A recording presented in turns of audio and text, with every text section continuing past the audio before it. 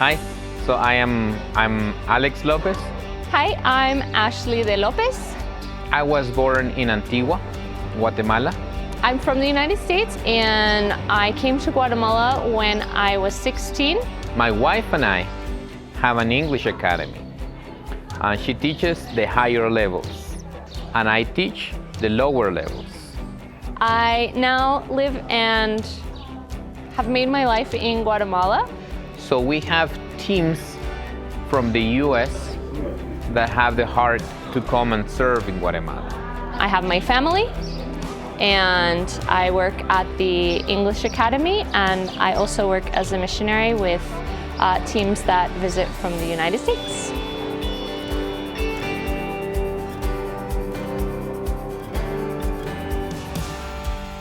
So Blake said that I should start from the very beginning. So in the beginning, there was dark, and God. Fast forward. Okay. Anyway, so when I was a kid, I was a poor kid. I will say the kids you play with, that was me. That is me. The families we build homes for, that is my family. All the men I have known in my family, they passed away because they were alcoholics. Because my father was an alcoholic, my mother decided to move away from him. And our economic situation was really, really bad. So poor that twice a week we had my brother and sister and I, we had to walk to another city nearby. It was like 40 minutes walking. And there were teams like you, and they fed us. They gave us food. They served these lunches, and they always put cheese. Everything they cooked, they put cheese. And I loved it. When you got near the place, you could smell the cheese. So we got to eat this cheese. So we got to eat this twice a week. So we walked from our house to this place. And I didn't know Jesus. To me, it was the place where I got food to eat, the place where my stomach will be full. But besides that, people there, the Americans there, the gringos there, will kiss me and hug me. I was just a little kid. I was dirty. And they didn't care. They just came to me and they said, I love you. And I was like, are you crazy? I never understood why would they come all the way here and give us food just because. And so I wanted to be part of something like that.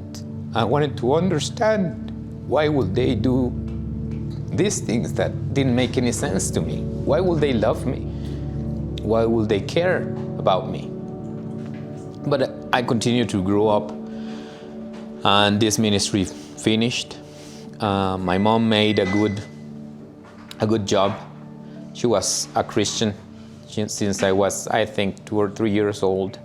I don't remember, but she was a strong Christian. She would work a lot, and then I will see her putting money in an envelope every end of the month and give it to the pastor, the tithing. And it didn't make sense to me. I was like, why, Mom, why would you do that? I need shoes, I need food. And as she always said, Jesus is faithful, and I will continue to do this for the rest of my life, because this is the way we honor him. I always wonder, why will she honor someone I didn't know? Who is this Jesus you give money to? Who is this Jesus that sends teams here and feed me? It never made sense to me. And then my father died. And then we moved and lived with my grandfather, and then he died. So I moved to my uncle's house, and then he died. I started drinking because that's all I knew. 60 or 70% of families here struggle with that. These little kids will go from sad because they see their fathers drinking. They go from sad to mad. they moved from mad to accepting and start the cycle again. And I started that cycle. And my mom decided I had to move and live with her. She became a missionary. That it never made sense to me until now. And I always wonder, why would she go to a different country, because she was a missionary in Nicaragua?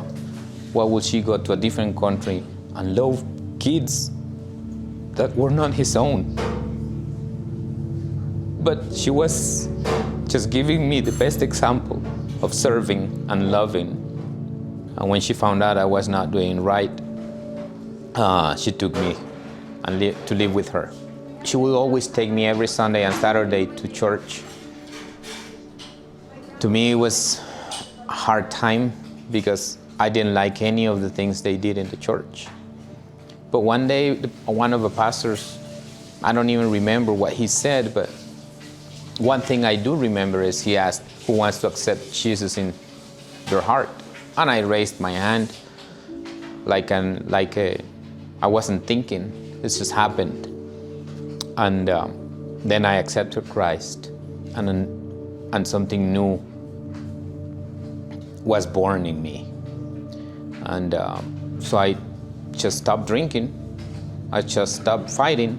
So the cycle was broken. In my family, when I was a kid, we were the poor guys. Poor guy. His father is drinking and his mother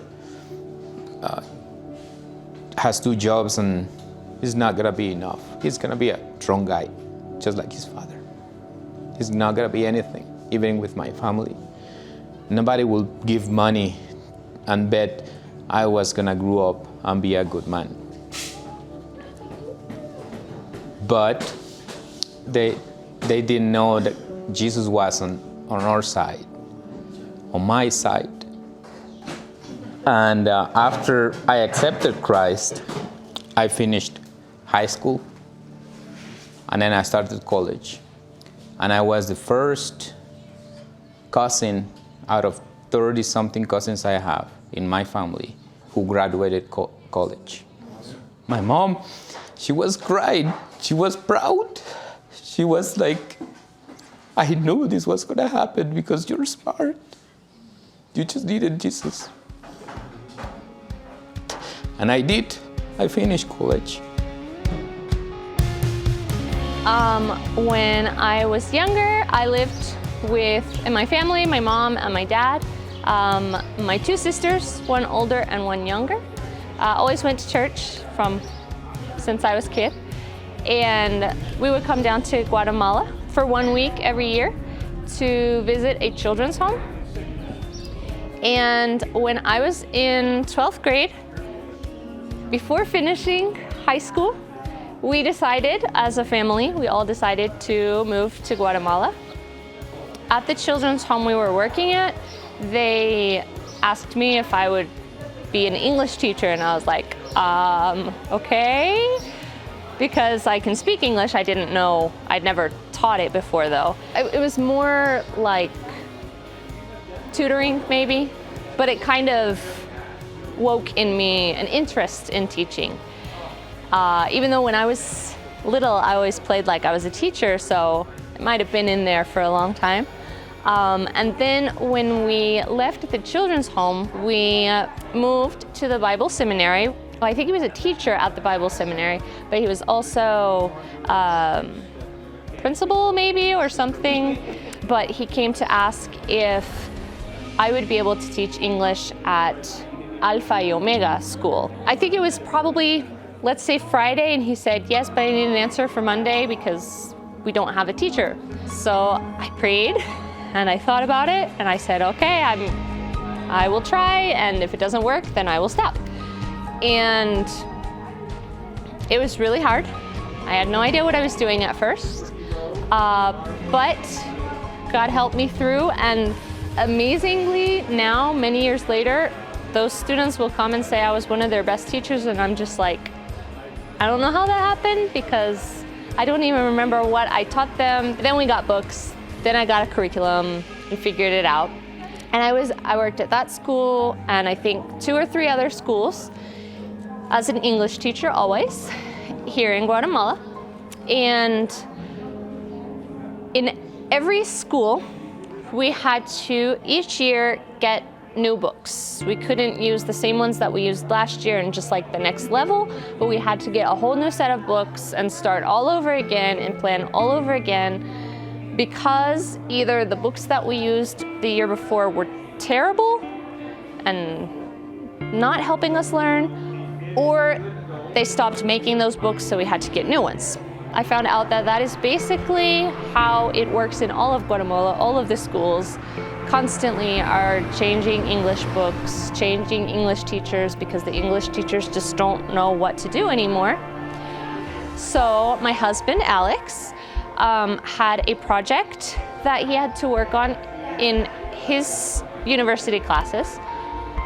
And just God put it all together that we thought about what it would look like to start an English academy, make our own books, follow our own schedule and like form and everything. And we were working at a school that was not Christian. It was a private school, but it was non-religious, we could say. And because of that, one of the first things they told us when they hired us is that we were not allowed to speak about our religion at all, to teach the kids or to anything. And I was like, okay, I can do that. I was wrong. That was so hard. In the moment, I didn't understand because we were new teachers. We weren't the coolest teachers that, kind of let them do whatever they want. We were strict. There were rules and we had them follow them. But the students would still come to me or Alex and say, I'm going through this and I don't know what to do and I feel so bad. And I was like, a Bible verse would be perfect for this, but I cannot tell it to you right now. So it was really hard to not talk about God and not say, can I pray for you? And all those things. And it just came to mind how true it is in the Bible where it talks about how we are a light and a light is not to be hidden. And I was like, I'm a light and I cannot hide it. I need to, I need to share, and I couldn't. When we started the academy, we decided that we are not going to hide our light. And so the Bible verse in Matthew about how we are the salt and light of the world, which hence the name Salt and Light English Academy, that we were not going to hide this joy that we have. We're not going to hide the knowledge of God. What we have, the knowledge of salvation and how Jesus can be there for us when we need him. We want to share it with everybody. So some of the things that we want to see in our students, of course, we want them to learn English, but we really hope to instill in them also the fruits of the Spirit. We teach them as values that we want them to have, but we know it's the fruit of the Spirit. So we try to live by that. We look for that in the people that are going to work with us, and we try to show and teach it to our students as well.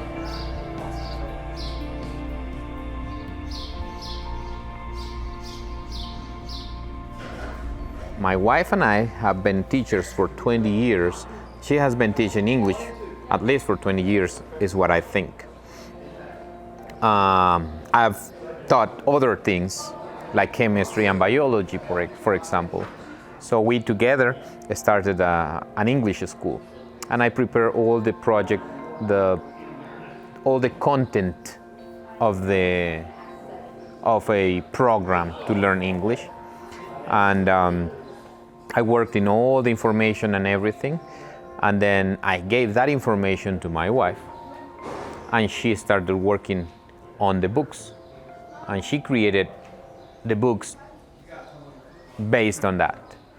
And now here in our academy, we have 6 books for 6 different levels that both of us worked hard to have a successful program. 18 chapels.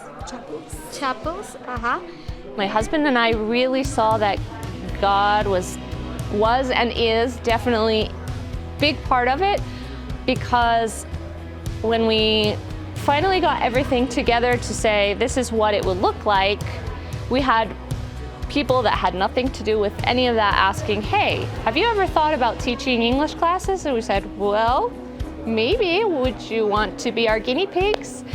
And we started with, I think, probably 5 students, just seeing what would happen. And it was working. So I started making books. And just like I had never taught before, I did not graduate as a teacher. I never studied teaching. It was a God-given talent, and God was helping me be able to do all of these things. So I wrote our first English grammar book in a matter of months. I'm not sure how many months exactly. And we started working with that with a small group of students, just meeting together. We asked at the Bible Seminary if we could use one of their classrooms to meet together and teach our students. So they let us work there, and then as we started growing, they started charging us, of course, for renting the space. And then when we grew a lot, we decided we needed our own space. And we prayed a lot again, because that is not easy and that is not cheap to find. From the very beginning, Ashley and I have 0 money.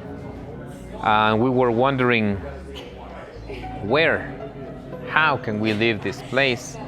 Where will we go? And just having a conversation like I'm doing right now, a guy told me, hey, I have a piece of land nearby if you want to see it. I said, sure, let's go see it. But I was clear and I said, but I don't have any money. Oh, it's okay, you can just see it. I'm not gonna charge for that, he said. I was like, okay, let's go. So we came here, and it was dirty and it was ugly, and it was a pretty bad place at that point to him. To me, when I came here and I stepped right there in front of the door, which is a door now, God just created an image in my mind of where the rooms will be and how the rooms will be, and I just started crying, because just a dream. Somehow we continued talking, and we came into an agreement to get this piece of land. Ash and I were nervous to commit to something we could not keep up with. And God opened doors, many doors. And so we got this piece of land. But then we didn't have any money to build the building. So Ashley and I decided, what if we just make walls around it? And we start cleaning it and keep it nice to come for a visit or something. And we started building a wall, and the money kept coming. Students were paying faithfully, and somehow we were like, we can build. What if we build a little room? And then what if we build another one? And what if we continue building? And it was just crazy, because at the end of the month, when I check and go through the numbers, they never matched.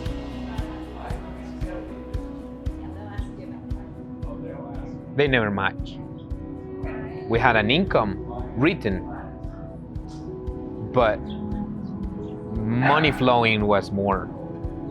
And I could never find where was this mistake, until one night I I just knew it was God doing something that I didn't understand. And I don't understand yet. God did something special, and we were able to finish this building when we had no money for. So the numbers never match. It was God all the time. It has always been Him. We moved to this place and we worked hard. There were many nights that we were just crying and hoping that things will get better. And God was always there. He was always faithful, and He is always faithful, to the point that we finished this place. So when we started, we wanted to find a place, like a city, where there wasn't so much opportunity for studying English, and that's why we chose Chimaltenango. When we came here, there were no English academies. It was just what students learned in school, which we could relate to when we learned Spanish in high school, and kind of works a little bit. So we wanted to teach in a way that they could make their own information. Instead of teaching just the automatic answer, we will teach how to form a sentence. So that way they can change this word for any word they need and still make a sentence. So they can go from I am Ashley and say, okay, if I want to say it for you, that will be he is Bob. And they can take one simple sentence, but knowing the form, they can make many sentences, if that makes sense. I will work hard because So as Chimaltenango has progressed over the years, there have been other English academies. What would make us completely different is probably that our form of teaching it that way. And then also always trying to shed the light of God in subtle ways. You know, we don't try to shove it down their throats or anything, but in our books we do include simple English ways to read the Bible stories. We included our testimony slowly throughout the books. And just for example, after every class we will pray to finish our class. We have Christian songs to start our class, or we watch Christian movies. So we're always, you know, putting it in there because of, like I said, how we want to not hide it. We want it always to be a part of who we are and what we're doing. To obey God is not an easy thing. But I want to talk about that from my very, very past, that I think is something that has helped us to finish this building, for example. And it is that I will see my mom, when I was a little kid, I will see my mom every time she got paid, she would put some money in an envelope for the church or whoever receives the envelope every Sunday. To me, that never made sense. But she said, if we want God to be faithful, we need to be faithful to Him. And even if we weren't faithful to Him, He will continue to be faithful to us. But we need to be obedient. I saw her how she did it. I never did it.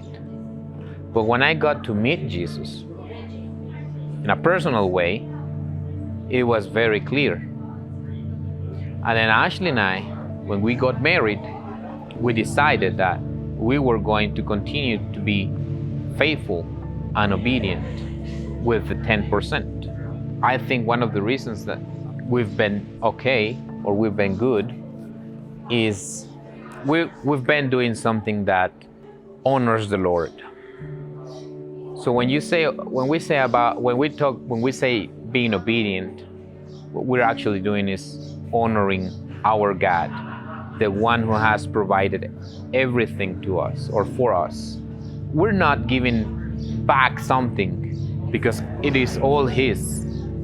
But what we are doing is saying, we depend on you. Even in the hard times, even when it's hard, when you think, hey, this month we might not be able. From our perspective, or from my perspective, is that month I want to be faithful because I will continue to depend on Him. Those years that when we were building this building and the numbers didn't match, we continue to be faithful. We could have used that money to build more, but I think the numbers didn't match because God was in control.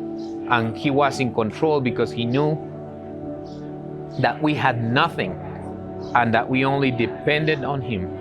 Every weekend when we had to pay the people who were building this place, we depended on Him. And this obedience of actually depending on Him and not just giving an extra 10% that I have left from whatever, but actually all the money you have, you put it there and you just believe that He is going to do something. And He did for years, and He still does in the present. Some people teach that tithing is an option or is an optional thing. In my life, tithing is not an option. Tithing is doing something to show the Lord that I depend on Him only. Well, when I came down with my family to Guatemala at 16 and a half years old, we were working with receiving teams from the United States and helping them see what work to do when they came as missionaries. And then when I started teaching English, I didn't have the opportunity as much, but then things just started changing. And God started giving us ideas again. Like when we started having ideas about maybe teaching English, we started having the ideas about maybe taking teams around. And well, where would they stay? And we said, well, we have land, we could build onto the school that we already have. Because of the pandemic, we were not meeting physically here with the students, so construction was not going to interrupt our classes. And it all fit together well. And again, we did not have the money to start building, but we had the faith. And we believed that it was something God was showing us and asking us to do. So we stepped out in faith and we started working with what we had. And we would have an idea, talk together, Alex and I with Mom and Dad, and we just put all of our ideas together and were able to add on to the Salea Academy building. And then we started talking with some pastors that we know here in Guatemala to see how we could work with them and what needs they had. And they are pastors that have not had Americans work with them before, so they are in areas where there's a lot of need. And we've been working our hardest to bring down groups and be able to provide for their needs in the area, and always point these people to the pastors of that area so that they can continue to provide for their spiritual needs after the people from the States go back to the States. And we wanted to connect it with Salea, so we've been having our students working as translators with the teams. And He came to earth and died on the cross to pay for our sins. Él vino a la tierra. I just want to say that there is hope. When I go to those villages and I see myself in those kids, I think think I wish just the seed is planted and something great could happen. So we just continue to love them. And that's why we gotta do the best. We gotta show our love in all the ways, in all the details. Sweeping at the end of a building, cleaning, picking everything up, living the best way possible. People see those details and they think, why will they love me this way? And they will have the same question I had, that I needed an answer. Why would you love me if I'm poor, if I'm nothing? Until you find the answer, until they find the right answer. So we need to love them, and we need to do our very best in everything we do. So we plant a seed, so they wonder, who are they and why do they love me? And that way they will find Jesus at the end of the road at some point. And we will continue to water those seeds that you plant. And that's how this ministry started. And that's the way we will continue.